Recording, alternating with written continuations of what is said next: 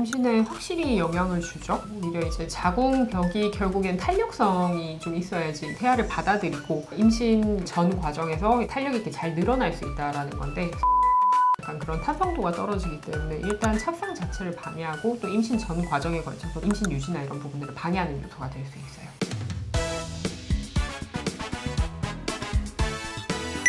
안녕하세요. 산부인과 관련 진료 정보를 전달하는 삼신의사입니다. 오늘은 난임 얘기랑 출생 얘기를 좀 하려고 하는데요. 35세 이상을 고령 산모라고 하잖아요. 왜 고령 산모가 관심을 갖게 되죠, 선생님? 출산 당시 만 나이가 35세 이상인 경우를 고령 임신이라고 얘기를 하는데, 굳이 나이의 기준으로 해서 이제 고령 임신과 그렇지 않은 경우로 나누는 이유는 난자의 어떤 질적인 부분도 그렇고 양적인 부분도 그렇고 그 시점을 기준으로 많이 떨어지기 때문입니다. 그래서 염색체 기형이라든지 염색체 이상이라든지 이런 부분들이 빈도도 많이 증가해서 임신의 어떤 합병증이나 이런 부분들이랑도 많이 연관이 되죠.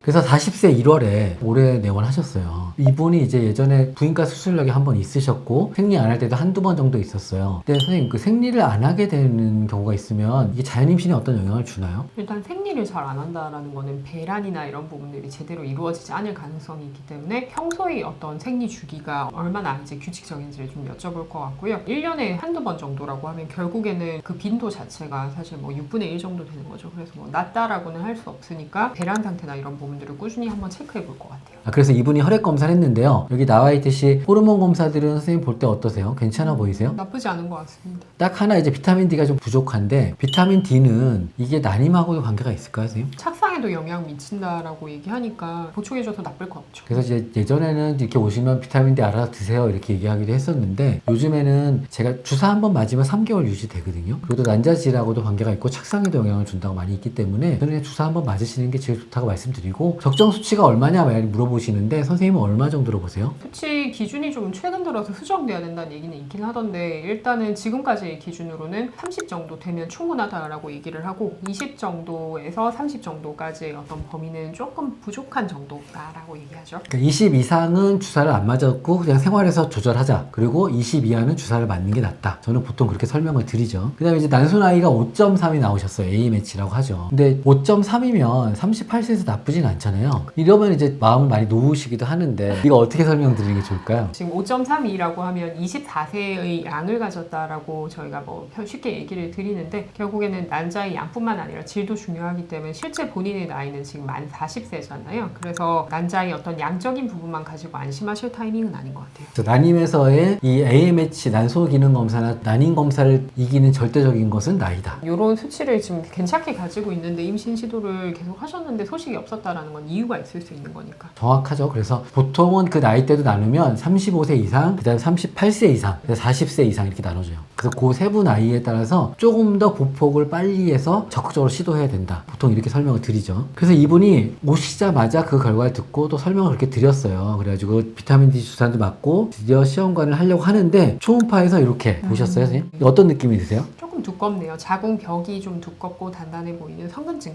경향이 좀 있는 것 같습니다. 선근증이 과연 임신에 영향을 줄까요? 임신에 확실히 영향을 주죠. 오히려 이제 자궁벽이 결국엔 탄력성이 좀 있어야지 태아를 받아들이고 임신 전 과정에서 탄력이 이렇게 잘 늘어날 수 있다라는 건데, 성근증은 약간 그런 탄성도가 떨어지기 때문에 일단 착상 자체를 방해하고 또 임신 전 과정에 걸쳐서 임신 유지나 이런 부분들을 방해하는 요소가 될 수 있어요. 그래서 고령 임신인데 내가 선근증 얘기를 좀 들었다. 그러면 내가 시간이 좀 걸릴 수 있다. 이렇게 바라보고, 이런 분들은 시험관 아기를 하면 신선 이식이나 이런 게 좋을까요? 아니면 동결 이식을 해야 될까요? 어떻게 해야 될까요? 일반화하기는 힘들지만 전반적인 경향성으로는 동결 주기가 좀 더 이득일 수가 있습니다. 왜냐하면 그 신선 주기에서는 저희가 약간 과량의 약을 투여해서 과배란을 유도하잖아요. 이렇게 호르몬의 어떤 업다운이 생겨버리면 자궁 수축이나 이런 부분들이 조금 야기가 될 수도 있고 혈류 저하나 이런 부분들이 조금 이제 생길 수도 있기 때문에, 특히나 성근증이 있는 분들한테는 그게 좀 더 부정적인 요소로 작용을 할 수가 있어요. 쉽게 말씀드리면 자궁을 조금 고요한 상태로 만들어 드리는 어떤 동결 주기로 처음부터 이제 좀 진행을 하시는 게 착상에 임상이나 이런 부분들에 좀 더 이점이 있을 수 있습니다. 그 다음에 또 하나 성근증이 있는 경우에 유산 확률이 높다 이런 말이 있는데 이게 맞나요, 선생님? 자궁의 어떤 수축력이 많아지고 그 탄성도가 떨어지기 때문에 결국에는 임신 전 과정에 걸쳐서 아기가 커지고 이제 자궁이 늘어나야 되잖아요. 그런 부분들이 방해할 수가 있어요.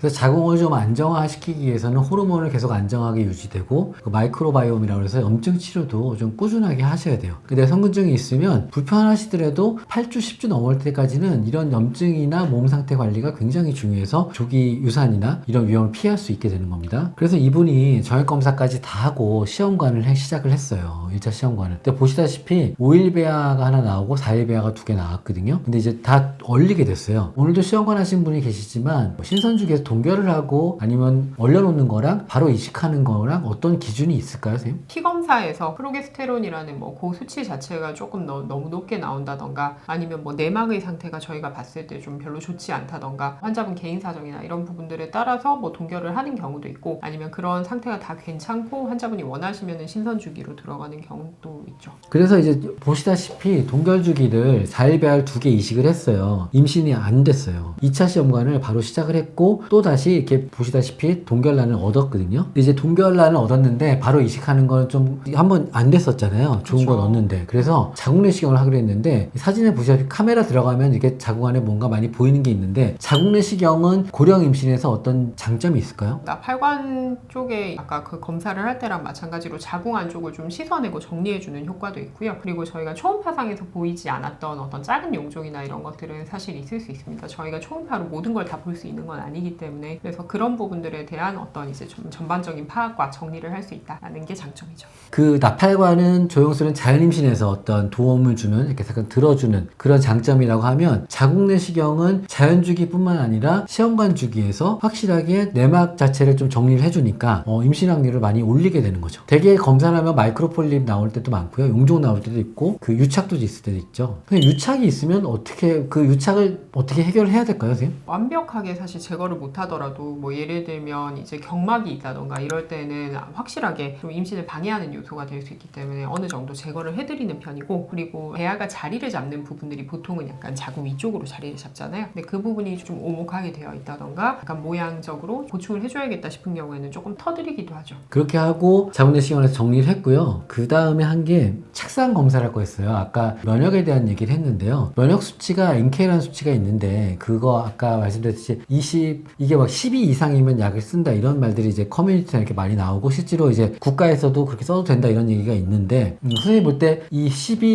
20, 30 이게 수치에 따라서 어떻게 다를까요, 면역이? 네, 많이 다를 수 있죠. 그래서 임신을 원하시는 분이랑 아닌 분이랑 또 약간 기준이 좀 다를 수는 있고 보통 뭐 한 13 뭐 이 정도의 수치는 사실 일반인에서는 크게 문제가 될 건 없지만 임신을 원하시는 경우에는 좀 방해 요소가 될 수 있습니다. 그래서 뭐 콩주사라고 많이 알려져 있는데 인트라리피드 주사 같은 것들로 좀 보충을 하는 편이고 근데 막 20, 30 이렇게 좀 많이 높은 경우에는 사실 그런 부분들로 좀 부족할 수가 있어서 이미노글로불린이라는 또 면역 관련 어떤 주사를 좀 이렇게 놓으면서 임신 초기에 팔로우를 하게 되죠. 확실한 건 그 수치가 30 이상이면요 네. 진짜 적극적인 치료를 해야 돼요. 면역 치료를 확실하게. 그리고 20 초반에서 중반은 도움이 꼭 필요해요. 그 다음에 12부터 20 사이는 약간 선택을 할 수 있지만 내가 고령이다 그러면 하시는 게 좋다는 거죠. 실제로 지금 또 가시는 분 중에 심장 뛰었거든요. 근데 이제 저희도 걱정이 돼요. 그거 조절하면서.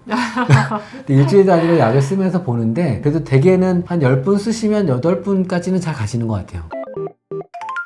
그래서 2차 동결 주기를 했고요. 내막이 9.0mm였어요. 근데 이제 하고 나서 보면은 이제 이식 전에는 이렇게 세 줄로 보이다가 이식할 때 되면은 이 세 줄이 사라지거든요. 그리고 내막이 저 이식할 때 또 얇아졌어요. 이렇게 말씀하시는 분들이 계신데 그런 분들한테는 어떤 답변을 드려볼까요? 그 월경의 어떤 주기에 따라서 증식기, 황체기 이렇게 나눌 수가 있죠. 그래서 이제 아기를 받아들일 준비가 되면서 오히려 내막이 응축하기 시작합니다. 그래서 저희가 그 단계에 맞춰가지고 이식을 진행을 해드리는 거니까 내막 두께나 이런 부분들이 일시적으로 조금 감소한 것 같이 보이더라도 일단은 이제 스케줄을 잡을 때 당시에 괜찮았고 그렇다라고 하면 그냥 주기에 따라서 일어날 수 있는 어느 정도의 변화 정도라고 생각하시면 됩니다. 2차 동결 주기를 시작했어요. 그래가지고 다시 동결을 시작했고 보시다시피 이제 보조부화술을 하는데요. 보조부화술은 고령 나이에서 많이 하게 되나요? 많이 하죠. 네, 부하나 뭐 이런 부분들이 어느 정도 일어나는 걸 자연적으로 일어나는 걸 좀 도와주고 그런 보조부화술 외에도 어떤 뭐 글루라고 해서 이제 착상을 좀 더 도와주는 약이나 이런 부분들도 필요에 따라서 많이 쓰시는 것 같아요. 그렇죠. 이제 나이가 올라가면 난자벽이 두꺼워지거든요. 그래서 그걸 뚫기 위해서 미세 수정도 하고 그걸 뚫고 들어가서 수정을 했는데 또 이게 다시 부하가 돼야 되니까 이 사진처럼 이렇게 부분적으로 그 막을 얇게 만들어주면 확실히 착상률이 올라가요. 게다가 이제 저희가 레이저를 도입하고 나서부터는 임신율이 또 훨씬 많이 올라갔거든요. 레이저는 정말 AI처럼 딱 좌표를 찍으면 쫙 거기만 딱 부하시켜요. 거의 영향도 없고 배아한테 확실히 효과가 좋죠.